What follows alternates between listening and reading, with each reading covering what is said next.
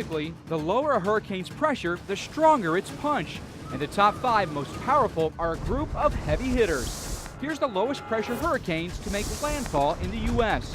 Starting at number 5, the Indianola hurricane of 1886. There were 2 very powerful hurricanes in the late 1800s when it was a major port town in Texas.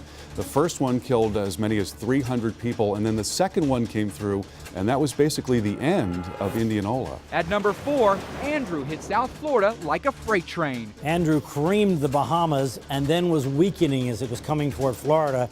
But then in just that last few hours, it started to strengthen again. And it continued to strengthen after it hit south of Miami. Coming in at number 3, no one can argue with Katrina's intensity. One of the more surprising things to me about Hurricane Katrina was how broad, how large its wind field was. In fact, I was on the Mississippi Gulf Coast, about 60 miles to the east of where it made landfall, and we still had wind gusts over 100 miles per hour there. Number 2, 1969. The Mississippi coast felt the wrath of Camille. It had 190 mile per hour estimated winds at landfall, and it brought one of the most destructive storm surges that ever occurred along the Gulf Coast. And the most powerful U.S. hurricane on record, the Labor Day hurricane of 1935. It was so intense, it had a central pressure 30 millibars lower than Andrew did at landfall. The 1935 Labor Day hurricane is one of only 3 Category 5 hurricanes that made landfall in the U.S. during the 20th century.